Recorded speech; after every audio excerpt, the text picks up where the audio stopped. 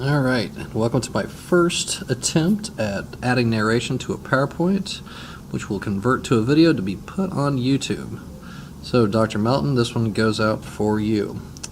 Anyways, today's topic is going to be on culture shock. The first part will be covering the chapter we read on culture shock of Gary P. Ferraro's book on the cultural dimension of international business.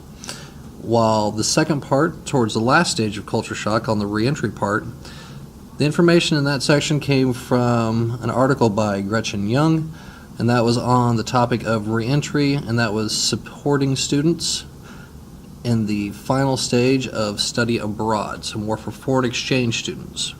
All right, let's go ahead and get started.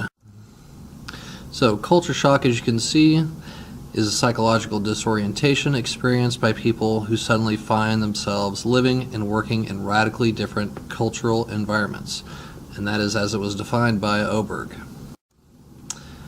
Some observable symptoms that you can see of culture shock, as you can see here, include homesickness, boredom, withdrawal, the need for excessive amounts of sleep, compulsive eating, compulsive drinking, irritability, exaggerated cleanliness, and marital stress.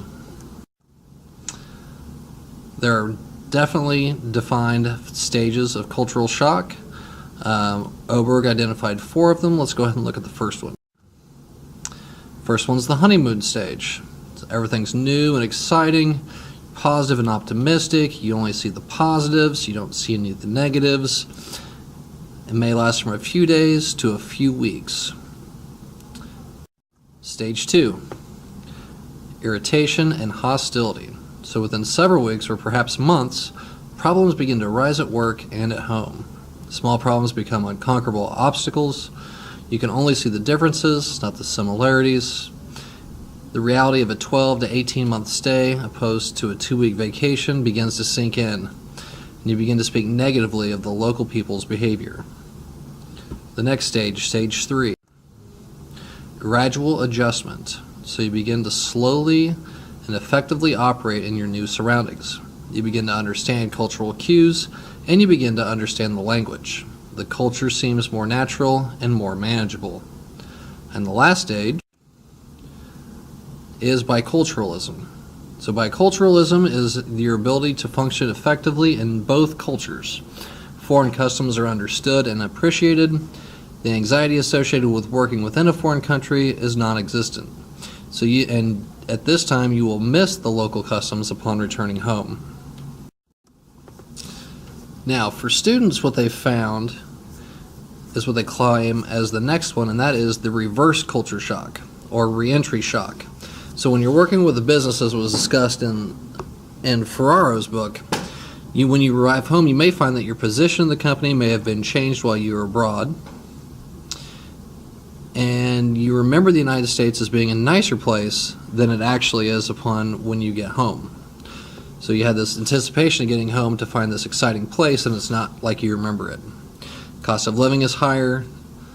You become angry at what Americans take for granted when you've seen other situations around the world. And then the last one is your feelings of alienation, being alone even though you're back in your United States society.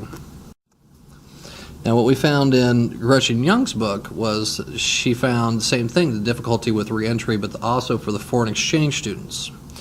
And she suggested that they got a little guidelines there for the foreign exchange students to not pack your study abroad experience up into a shoebox and tuck it away. So relax and enjoy the process, keep in contact with your fellows, journal about the experience, share your learning, write articles, and speak your insights, read the international press, and then get involved with local groups of interest to you. She also went on and provided an outline for how colleges and universities can handle students before they leave to go to reenter back to their native countries. Closing thoughts. There are many things you need to be aware of, such as the symptoms of culture shock. You also need to remain calm while adapting to the new culture, and then you also need to embrace the opportunity. Don't be a shut-in while you're there visiting, you need to get out there and explore and to let the culture sink in. Next, you need to prepare yourself for re-entry shock.